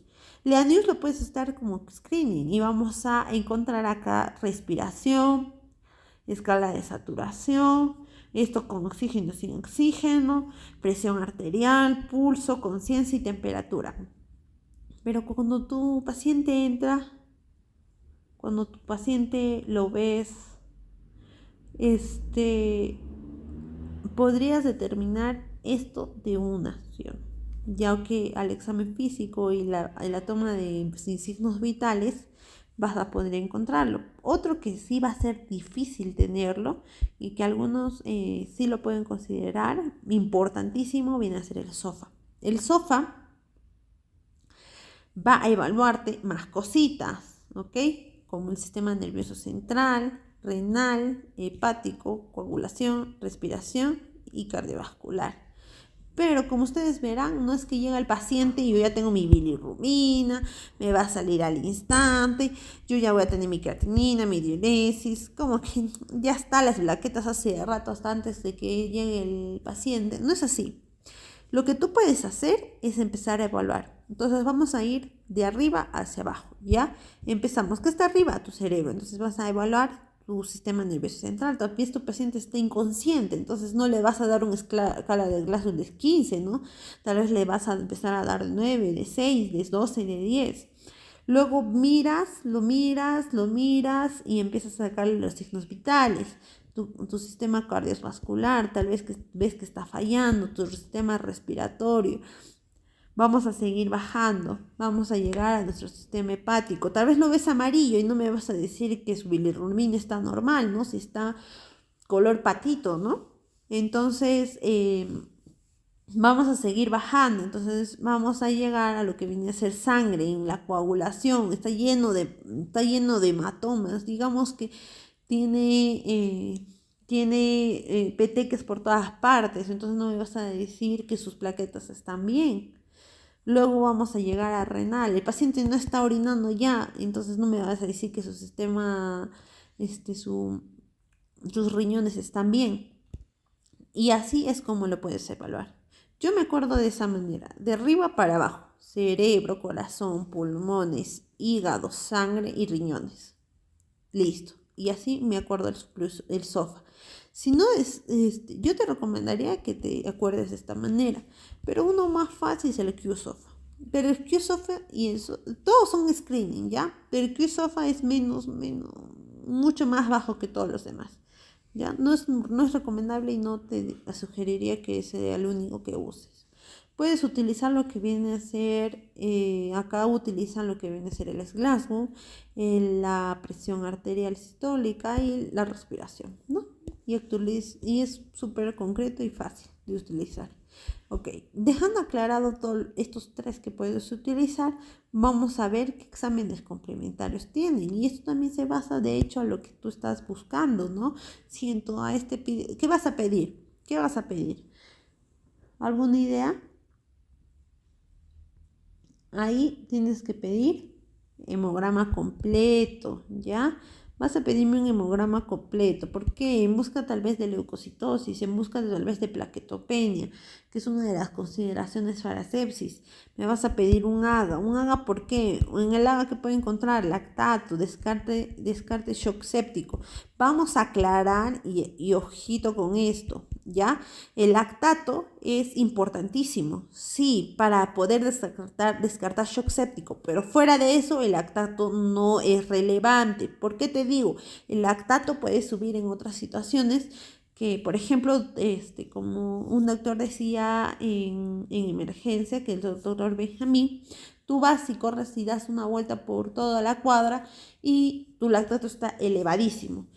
Tú vuelves y acá llegas al hospital, dices, me siento mal, toma tu lactato y está, en las nubes. ¿Tienes sepsis? No, pues es simplemente porque ha corrido, ¿ya? Es por eso. El lactato puede aumentar en grandes cantidades por un metabolismo principalmente de los músculos y todo eso, ¿no? Ok, solo utiliza como descarte de shock séptico, ¿ok? Ojito con esto.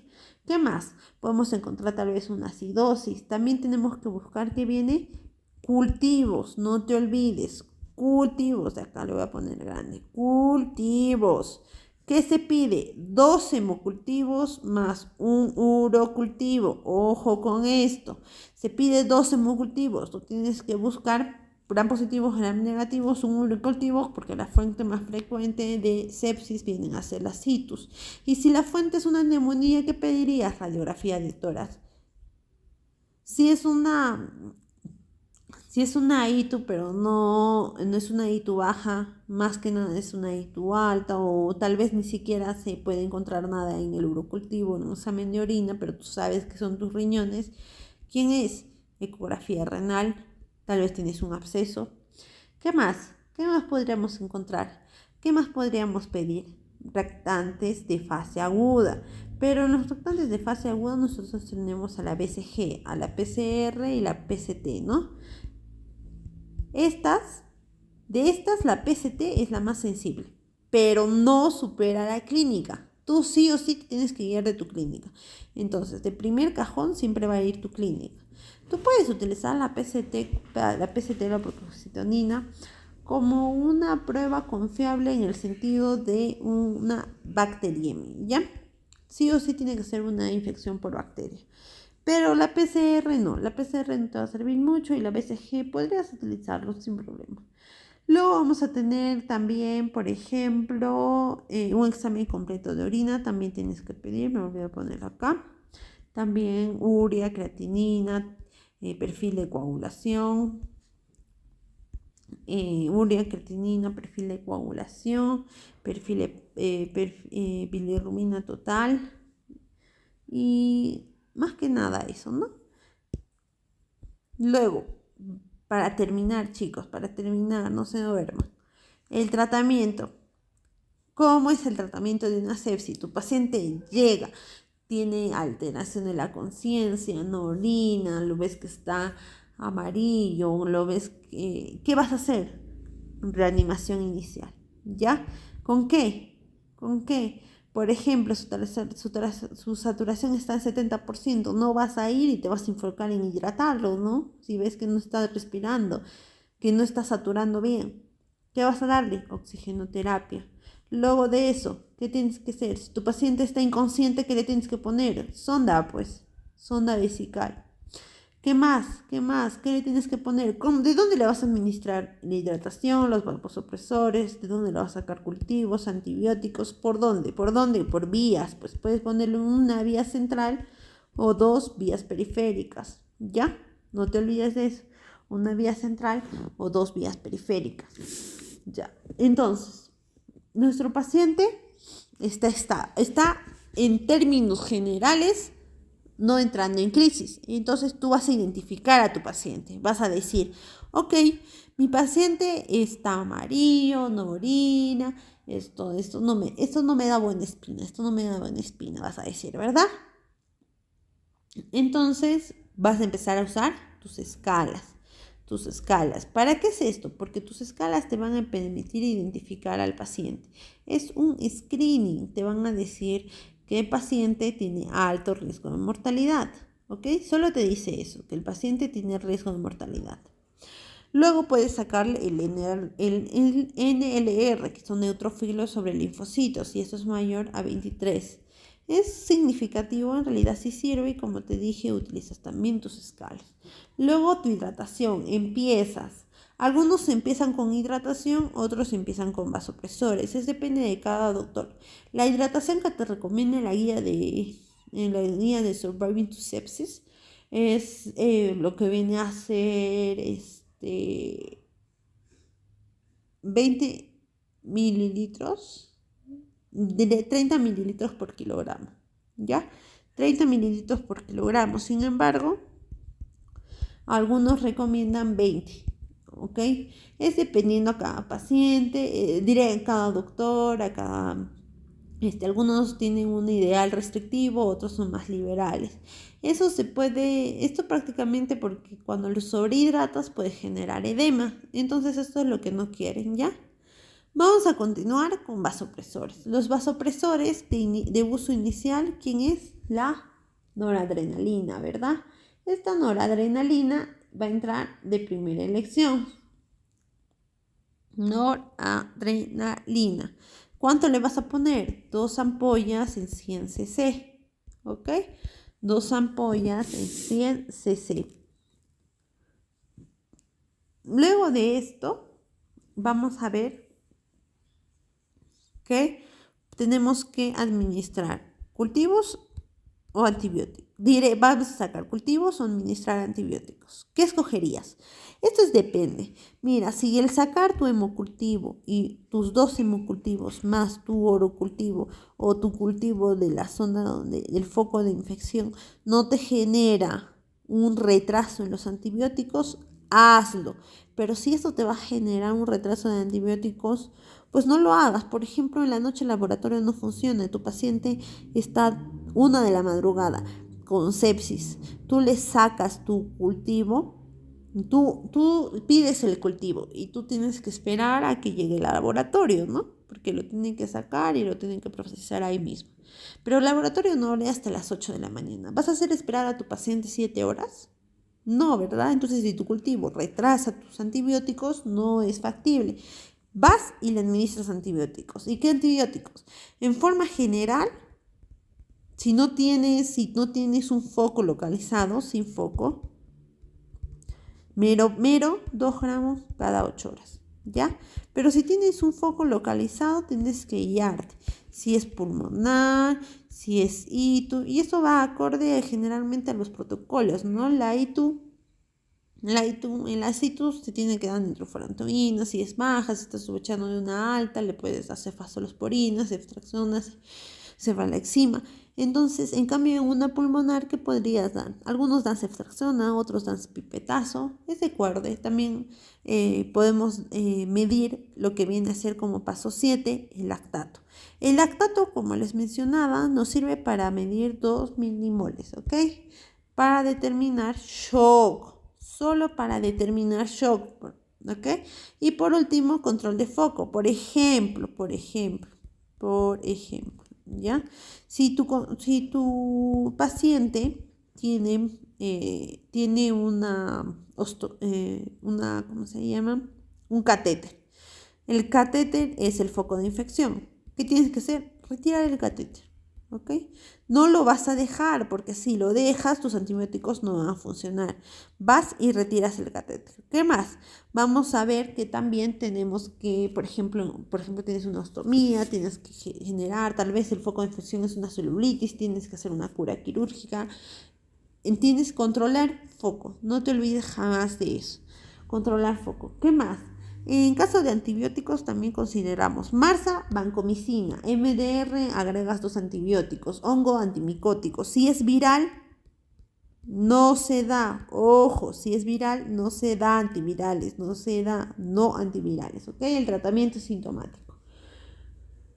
¿Qué más?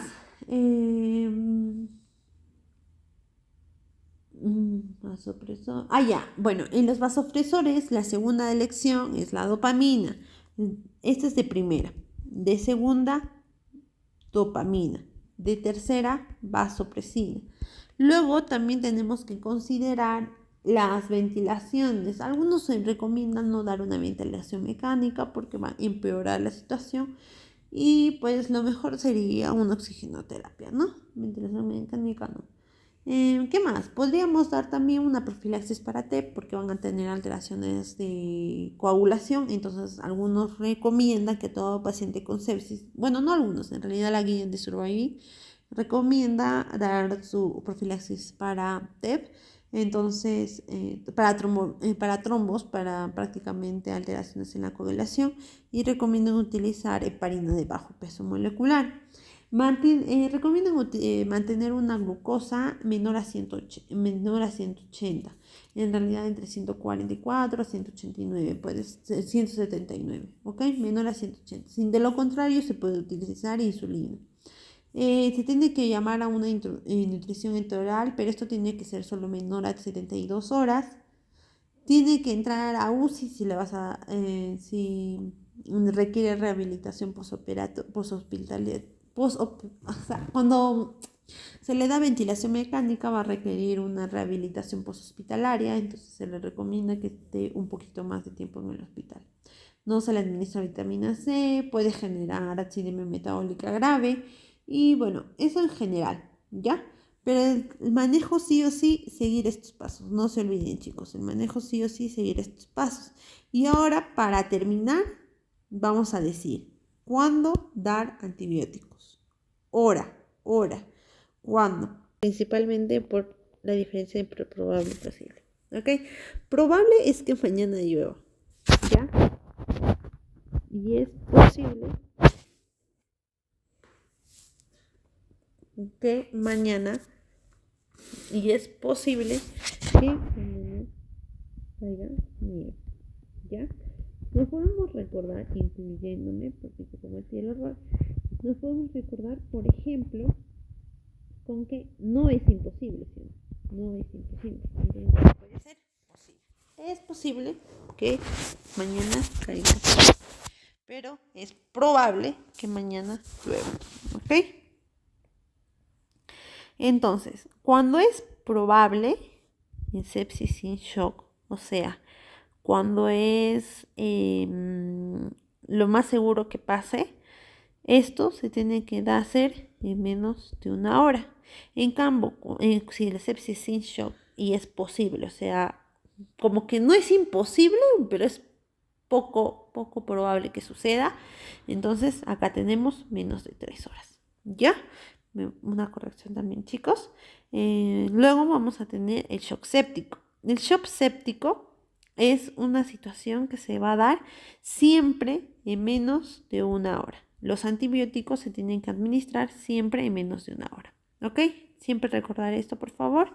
Probable, 1 hora. Posible, 3 horas. ¿Ok? Bueno, chicos, eso sería todo con respecto a esto. Y pues muchas gracias por la espera, porque ya justo terminé la clase. Y bueno, chicos, eso sería todo. Gracias. Espero que den el quiz. Hasta luego.